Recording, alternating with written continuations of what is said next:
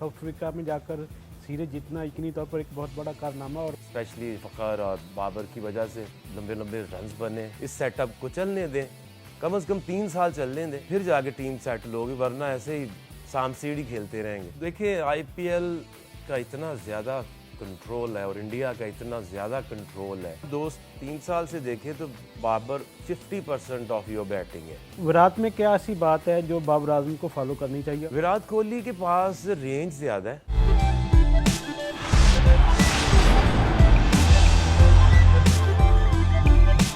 बिस्मिल्लाहिर्रहमानिर्रहीम। मैं हूं मोहम्मद यूसुफ अंजम।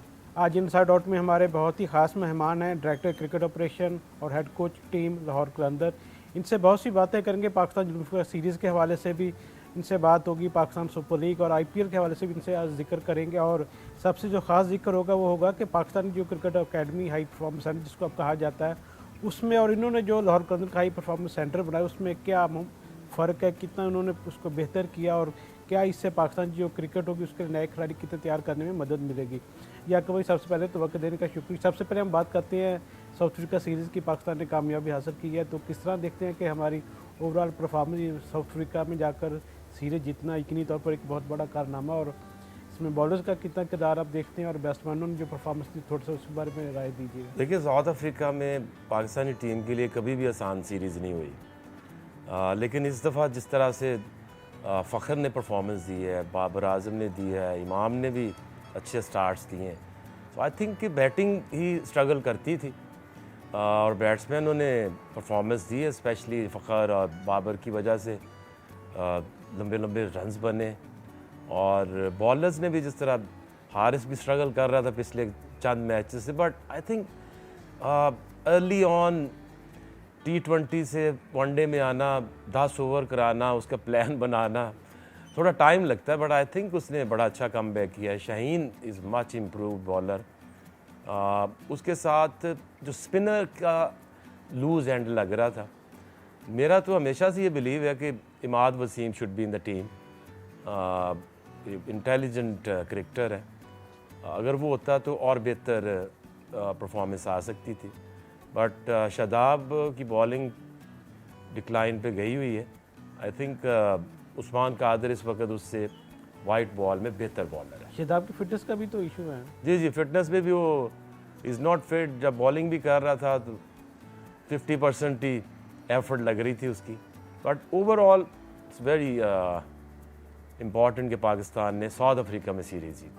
आकिब, कैसे देखते हैं कि शाहीन अफरीदी ने आपके साथ आप लोगों ने काम किया, उसको तैयार किया, उसकी परफॉर्मेंस को, और अब हारिस रऊफ की परफॉर्मेंस को किस तरह आप उसका तजिया करेंगे? ख़ासतौर पर लोग ये भी कह रहे हैं कि हारिस को अभी ओडीआई में चांस देना टू अर्ली कहा है। हाँ, देखिए उसमें बात यह है कि सारे ही आपके यंगस्टर्स हैं। शाहीन अभी मैच्योर हुआ है, हारिस का अभी कितने मैच हुए, 4-5 मैच हुए हैं। हसनैन भी 2 साल में उसने भी कितने मैच खेले, 6 मैच खेले हैं, तो टाइम लगता है। ऐसा कभी हुआ नहीं कि आप सारे के सारे यंगस्टर एक ही दफ़ा शुरू करें, तो ये इसकी प्रॉब्लम वहाँ होती है जहाँ चीफ सेलेक्टर चेंज होते हैं। इंजमाम था, उसके बाद मिसबा आया, मिसबा के बाद अब मोहम्मद वसीम आ गया, तो हर एक इंसान के कुछ फेवरेट्स होते हैं, कुछ उनको उतने अच्छे नहीं लगते अपने माइंड सेट से भी, तो इस तरह टीमें ख़राब होती हैं। आई होप कि अब ये जो चीफ सेलेक्टर है वो कम से कम 3-4 साल बनाने से पहले सोच लें, फिर उसको चलाया करें, फिर आपकी टीम बनती है। 3 सालों में 17 पाकिस्तान को फास्ट बॉलर पाकिस्तान ने आजमाए हैं। सिर्फ शाहीन जिसने 50 से ज़्यादा मैचेस खेले हैं, बाकी 2, 4, 6, 8 खेल के निकल गए। बहुत से ऐसे खिलाड़ी अब तक हैं। उसकी बुनियादी वजह ये है कि जो थॉट प्रोसेस है, कोचेस जाते हैं तो प्लेयर्स बदल जाते हैं, सिलेक्टर्स आते हैं तो प्लेयर्स बदल जाते हैं, कप्तान बदलता है तो प्लेयर्स बदल जाते हैं। जब ऊपर से आप ये चीज़ें बंद नहीं करेंगे, ऐसे ही चलता जाएगा। लेकिन अब अभी सीख लें, इसको मत छेड़ें, इस सेटअप को चलने दें, कम से कम 3 साल चलने दें, फिर जाके टीम सेटल होगी, वरना ऐसे ही साम सीढ़ी खेलते रहेंगे। आपने हमेशा मिसबाह को तनकीद का निशाना बनाया, अब उन्होंने सीरीज़ भी जीती है, तो आगे देखते हैं कि उसको जो मौका देना चाहिए फ्यूचर के लिए। देखिए मेरा इंडिविजुअल से कोई ऐसा झगड़ा तो है नहीं, ना मैं उस रेस में हूँ कि जी मुझे बना दें। मैं तो उस बुनियादी जो असूल है उसकी बात करता हूँ कि आपने एक इतना बड़ा कल्चर डेवलप किया, कोचेस का, ट्रेनिंग का, एक्सपीरियंस का, और एकदम से आपने सब कुछ तोड़ दिया। मैं बुनियादी मेरा उस पे इख्तलाफ था। ठीक है, अब मिसबा को बनाया, बन गया, तो अब इसको हटाएं मत, इसको चलने। वकार यूनुस समझते हैं कि उसको भी बिल्कुल। देखिए, कोई भी आपने रखा है ना, मैं रखते वक्त उनको कहा था कि ये चीज़ें आप सही नहीं कर रहे, इससे आपके सिस्टम कमज़ोर से कमज़ोर होते जाते हैं। एग्ज़ाम्पल्स ऐसी सेट हो जाती हैं कि फिर कोई भी बंदा तैयार नहीं होगा कि मैं जाऊं क्रिकेट छोड़ के, मैं एजुकेशन लूं, मैं नीचे ग्रास रूट से ऊपर आऊं, जूनियर टीम से होता मैं नेशनल टीम तक जाऊं। तो ये शॉर्टकट्स हैं, ये फिर एक रवायत बन जाती है। फिर आने वाले लोग जो है ना, फिर आसान रास्ता ढूंढते हैं, और जो लोग मेहनत करते हैं, सीखते हैं, वो फिर पीछे रह जाते हैं, और फिर एक दिन आता है वो उस तरफ जाता ही कोई नहीं। इस सीरीज़ में हमने देखा कि जो साउथ अफ्रीका के 5 अहम खिलाड़ी थे वो छोड़कर आईपीएल खेलने चले गए। एक खिलाड़ी उनका था तो जख्मी हो गया, उसके बाद सारे नए चेहरे उन्होंने आजमाए। तो समझते हैं कि एक जब सीरीज़ आपके मुल्क में हो रही हो तो उस पर आईपीएल को या किसी भी लीग को तरजीह देना क्रिकेट के लिए बेहतर नहीं है? देखिए, आईपीएल का इतना ज़्यादा कंट्रोल है और इंडिया का इतना ज़्यादा कंट्रोल है। क्रिकेट बोर्ड को, अगर किसी भी क्रिकेट बोर्ड ने अगर आईपीएल का मुकाबला करना है, अपने प्लेयर्स को कंट्रोल करना है, तो फिर आपको उनको पैसा भी देना पड़ेगा, क्योंकि पैसे तो देते हैं ना क्रिकेट बोर्ड देता है, लेकिन फ़र्क बहुत पड़ गया है ना। वहाँ पे आपको 1.5 महीने का $1.5 मिलियन एक प्लेयर को मिल जाता है, वेयर एज वो सारा साल भी खेलता रहे किसी क्रिकेट बोर्ड से तो उसका हाफ भी नहीं कमा सकता। और साउथ अफ्रीका क्रिकेट बोर्ड में बहुत ज़्यादा प्रॉब्लम्स हैं जब से ये कंट्रोल जो है वो मिक्स लोगों के पास गया ना। पहले तो गोरे कंट्रोल करते थे, तो अब जब से वो लोकल उनके जो काले हैं वो आए हैं पावर में, तो खासी वहाँ प्रॉब्लम है, कोटा सिस्टम, ये सारी चीज़ें। तो साउथ अफ्रीका विल स्ट्रगल। अगर फ़र्ज़ करें कि अगर ये हालात पाकिस्तान में होते कि पाकिस्तान के खिलाड़ी आईपीएल खेलने चले जाते, साउथ अफ्रीका की टीम यहाँ आकर खेलती और हम हार जाते, तो फिर जो पाकिस्तान का भी इस तरह का रिएक्शन होना था कि चलें कोई बात नहीं, पैसे की खातिर जाना चाहे तो जा सकते। देखिए, साउथ अफ्रीकन क्रिकेट बोर्ड अब इतना स्ट्रॉन्ग नहीं रहा। पीसीबी अभी भी बहुत कंट्रोल करता है प्लेयर्स को, और करना भी चाहिए। और ये तो सवाल ही नहीं पैदा होता था कि आईपीएल में भेज देते और पाकिस्तान के प्लेयर्स ना खेलते। ये ऐसा हो ही नहीं सकता। जो हमारे हालात हैं एक दूसरे के, जो राइवलरी है, तो ऐसा नहीं हो सकता। पाकिस्तान इंडिया के मामले में नहीं हो सकता। अच्छा, कैसे देखते हैं कि बाबर आजम की कप्तानी को उसने परफॉर्मेंस भी की और दुनिया के अब ओडीआई के भी नंबर 1 बैट्समैन बन गए हैं, विराट कोहली दूसरे नंबर पर चले गए हैं, तो बाबर आजम का पाकिस्तान के लिए आना कितना फ़ायदेमंद साबित हुआ है पाकिस्तान के क्रिकेट को ठीक करने में? पिछले आप 2-3 साल से देखें तो बाबर 50% ऑफ योर बैटिंग है, और इतना कंसिस्टेंट इतना नहीं सोचा था कि विराट कोहली को पीछे छोड़ जाएगा। Pakistan is lucky, struggling time में आया और उस अकेले ने ही पूरी टीम को संभाल लिया, और कप्तान बन के भी उसके ऊपर कोई असर नहीं पड़ा। सो आई थिंक फ़ख्र जिस तरह से फॉर्म में आया है, हफीज़ को अभी भी इनको 50 ओवर में रखना चाहिए। अगर हफीज़ जैसा बैट्समैन भी हो आपके पास 4 नंबर पे, तो और आपको क्या चाहिए। फ़ख्र ने तो ये भी कहा कि जिस बैट से मैंने रन्स किए हैं वो मुझे हफीज़ ने दिया था, बड़ा वो हमारे साथ सपोर्टिव है, बड़ा गाइड करता है, तो दूसरे क्रिकेटर्स को भी इस तरह गाइड करना चाहिए जिस तरह हफीज़ एक मिसाल बने। देखिए, हफीज़ ने ना कुछ चीज़ें साबित की हैं कि 40 साल में भी आप अपनी पीक फिटनेस रख सकते हैं, फॉर्म रख सकते हैं, सीखना नहीं छोड़ा, गोल्फ शुरू की, उस पर्पज़ से की कि मेरी जो हिटिंग है, लिफ्ट है, वो बेहतर आए। तो आई थिंक ये रोल मॉडल है। हफीज़ ने तो अपने आप को बहुत अच्छा कैरी किया है, और बिल्कुल वो सर नीचे आंखें नीचे, यस सर भी नहीं किया। सो आई थिंक एक आइडियल स्पोर्ट्स में उसने बन के दिखाया कि अपनी मर्ज़ी से ज़िंदगी भी गुजार सकते हो आप प्रोफेशनल होने के साथ साथ।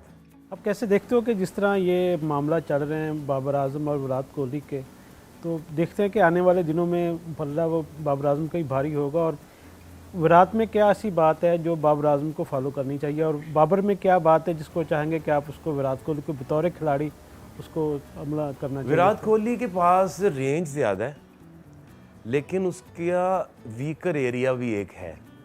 तो अगर वहाँ पे ट्रैप कर लो, अब ऑफ स्टम्प के ऊपर अगर जैसे मोहम्मद आमर ने उसको बॉल स्विंग होती है तो वो ट्रैप हो जाता है टाइम, जैसे इंग्लैंड में जाके एंडरसन के आगे फंस गया था। जब आप बाबर को देखते हैं तो इसका कोई वीक एरिया नज़र नहीं आता।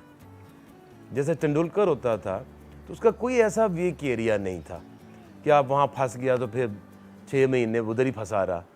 तो बाबर जो टेक्निकली ज़्यादा साउंड है, ज़्यादा सेफ है, लेकिन फिटनेस वाइज बाबर को कोहली की जो फिटनेस रूटीन्स है ना, वो अगर फॉलो करे तो ये और बहुत आगे जा सकता है। और कोहली को बाबर से सीखना चाहिए कि अपनी टेक्निक को इतना साउंड करो कि कोई इंडिकेशन ही नहीं है कि आप इसको यहाँ से ट्रैप कर लो, आप इसको इधर से ट्रैप कर लो। आपकी कोचिंग में 3 खिलाड़ी इस वक्त समझते हैं कि फ़खर जमान है, हारिस रऊफ़ है, उसके साथ साथ ये अपना शाहीन अफरीदी। तो आने वाले दिनों में दिलबर तैयार किया आप लोगों ने, तो समझते हैं कि ये जो असल काम है पाकिस्तान क्रिकेट बोर्ड को करना चाहिए और आप लोग कर रहे हैं उस पर? देखिए, ये काम जो है ना स्वाय पैशन के नहीं हो सकता। मैं लकी हूँ कि मुझे ये प्लेटफॉर्म लाहौर कलंदर का मिला। इससे पहले जब NCA के भी मैंने दरवाजे खोले थे तो तब भी कोई ना कोई लेके मैं फिर रहा होता था मार्केट में, बंदा चाहे वो मोहम्मद आमिर है, वहाब है, आसिफ है, ये लंबा इरफान है, जुनेद है। तो इसके लिए पैशन चाहिए। ये कोई नौकरी ले लेने से ये काम नहीं हो सकता, या कोई आपको लगा दे तो काम नहीं हो सकता। इसके लिए आपको ना शौक़ होना चाहिए। और मुझे दुनिया में सबसे बेहतर काम जो है ना वो ये लगता है कि एक बंदा रॉप आपने पकड़ा है, उसको फिर आप बना सवार, उसको सिखा के फिर आप कहो कि ये रेडी हो गए। अब जो पाइपलाइन में हमारे पास जो अभी रिसेंटली आने वाले हैं, उनमें जो दिलबर, मैं अभी भी समझता हूँ कि दिलबर जैसा स्किलफुल बॉलर शायद ही पाकिस्तान में हो। और अभी ये दानियाल को आपने देखा है, वो एक प्रॉपर पावरफुल ऑलराउंडर बन सकता है। इतनी ज़्यादा वेरिएशन है उसके पास। और ये सारे के सारे आप देखें 150 149 पे करते हैं। और अभी जो एक बम शेल है वो अभी बाकी है, कर्नल जाहिद, वो probably the fastest in the world, सबसे तेज़ है वो। जितने भी हमने अभी तक तैयार किए हैं ना, वो सबसे ज़्यादा तेज़ है। और वो जेन्युइन उसकी पास स्विंग भी है। तो वो जब खेलेगा, क्योंकि मजबूरी ये है कि हम सिर्फ एक एमर्जिंग खिला सकते हैं, और अगर 2 खिला दें एक सीज़न तो अगले सीज़न वाला बचता नहीं है। तो ये प्रोसेस है हमारा, अब इतना खूबसूरत बन गया है। इसमें 1.5 से 2 साल लगते हैं एक प्लेयर को। अभी हमने हाई परफॉर्मेंस, आपको पता, अभी शुरू किया है। और जब शुरू होने लगता है लॉकडाउन लग जाता है।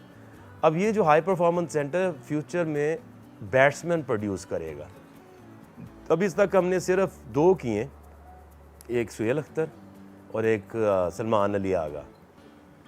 अब उसमें कमी क्या है और क्यों बनाने की हमें ज़रूरत पड़ी? क्या बहुत बुरा हाल है ग्रास रूट लेवल पे, ये किसी को एहसास नहीं है। आप ग्राउंड बुक कराते हैं, आपसे पैसे भी ले लेते हैं 15-20 हज़ार, और स्पाइक्स भी नहीं पहनने देते। किसी नेट पे जाओ, वो कहता है स्पाइक्स नहीं पहनने, तो बिल्कुल नीचे कुछ नहीं बचा। अब इसकी कैलकुलेशन हमने की है कि एक बैट्समैन को बैट्समैन बनने के लिए एक दिन में या 6 घंटे बैटिंग चाहिए, या इस जैसी मशीन्स और टेक्नोलॉजी चाहिए।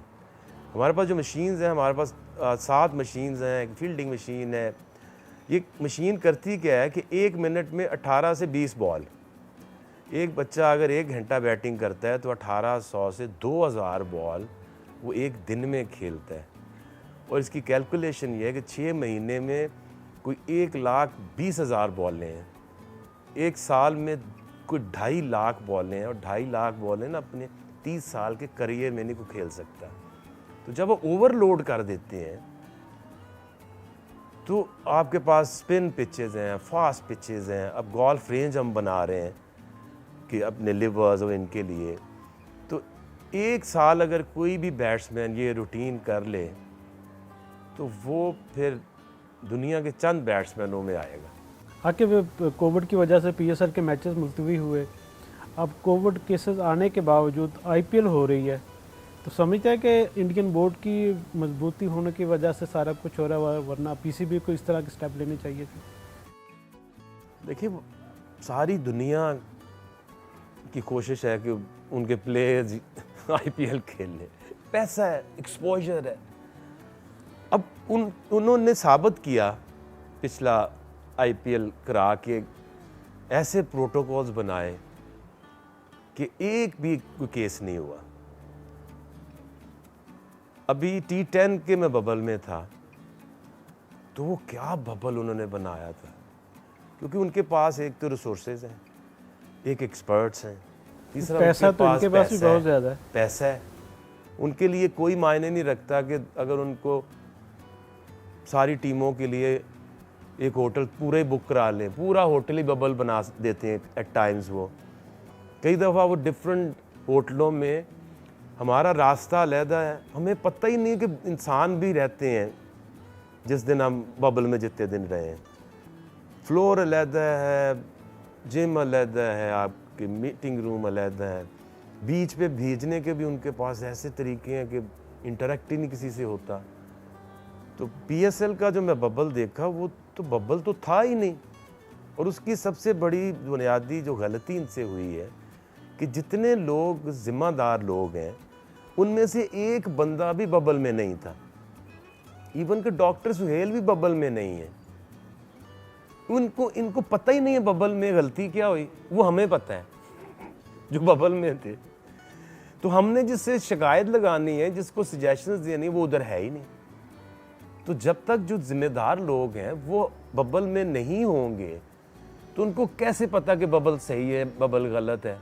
और अब रिपोर्ट है भाई, पता नहीं 2 लाख डॉक्टर, उनके कहा देखे जी बबल सही थी या गलत थी, और उन्होंने कहा थी नहीं जी ये जो ओनर्स और ये जो प्लेयर्स है सारी इनकी गलती है।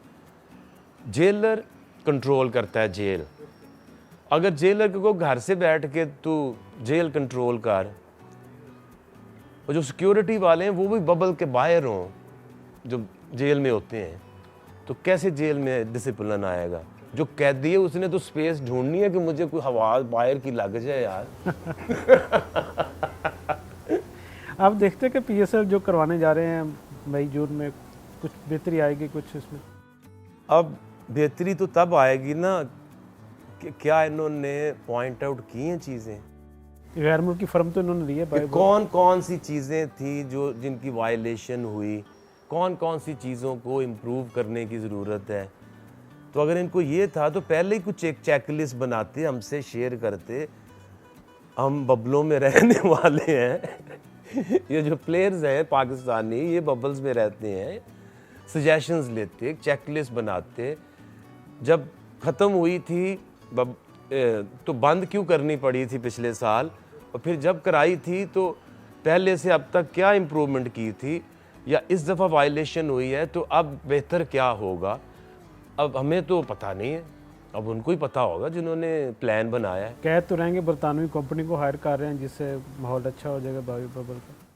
हाँ, तो पहले भी तो करना चाहिए था ना। कैसे देखते हैं अब लाहौर कलंदर की टीम, लोग तवक्कुआत रखते हैं कि फाइनल के बाद अब ट्रॉफी भी जीतेगी, तो क्या तैयारी इस दफ़ा की? देखिए, हमारी जो तैयारी है वो जो 4 साल लोग हमें गालियों में मसरूफ़ थे, हम अपने प्रोसेस पे लगे हुए थे। और हमें पता था कि जब तक वो प्रोसेस नहीं हमारा कंप्लीट होता, हम नहीं जीत सकते। हम वो तुक्के वाला जीतना को जीत नहीं मानते। हम उस दिन से लेके अब तक कोशिश कर रहे हैं कि हम अपने प्लेयर तैयार करें, अपने माइंडसेट वाले प्लेयर्स तैयार करें, अपना कप्तान तैयार करें। तो अब 9 वो लोग हैं 18 में जो हमारे अपनी प्रोडक्ट हैं। तो एक तो वो कलंदर यहाँ से होते हैं, और दूसरा हम उनको जानते हैं, वो हमें जानते हैं, हमें जो प्लान्स देते हैं फिर एग्जीक्यूट होते हैं।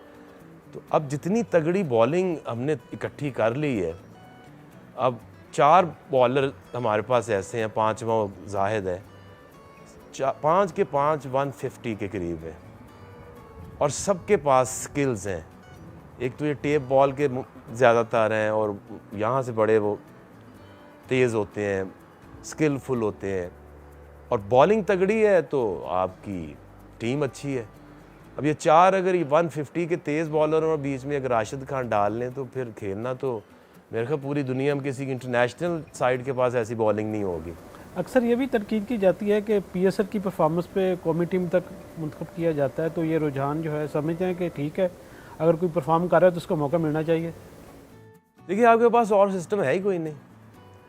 अब डोमेस्टिक में देख लें तो वो जो खिला रहे होते हैं वही बॉलर 125-30 उनकी पेस है, ना कोई स्टैंडर्ड है। अब ये पीएसएल में क्यों ईमान ले आते हैं उस परफॉर्मेंस पे कि जितनी भी टेस्टिंग ग्राउंड्स हैं ना वो पीएसएल में है। क्राउड का प्रेशर, इंटरनेशनल प्लेयर्स के साथ खेलना, आपका पिचेस का इंटरनेशनल स्टैंडर्ड का होना, प्रेशर क्राउड का, टीवी का, जो कुछ भी है वो सब कुछ पीएसएल में मिलता है। तो जो परफॉर्मेंस करता है फिर वो कोई डाउट नहीं रह जाता, तो इसलिए खिला लेते हैं। वरना डोमेस्टिक में तो पता नहीं, एक तो उन्होंने ये सिस्टम 6 का बना के ऐसे अजीब से नाम कर दिए कि फॉलो भी करने को दिल नहीं चाहिए। सेंट्रल पंजाब, मेरा क्या मेरे उससे हो सकती है अपना हैयत सेंट्रल पंजाब से। जी आका भाई, वक्त देने का बहुत शुक्रिया। बहुत से ऐसे पहलू आपने आज उजागर किए जिनकी पाकिस्तान क्रिकेट को और पाकिस्तान के अवाम को जानने की ख्वाहिश थी और ज़रूरत थी। ये थे आकिब जवेद, जिनका ये कहना है कि पाकिस्तान क्रिकेट को ठीक करने के लिए पीएसएल ही वाहिद ऐसा प्लेटफॉर्म है जिसको बेहतर बनाकर नए खिलाड़ी सामने लाए जा सकते हैं। उम्मीद है कि आपको ये हमारा प्रोग्राम अच्छा लगा होगा। अपनी राय से ज़रूर आगाह कीजिएगा। उस वक्त इजाज़त दें। अल्लाह हाफिज़।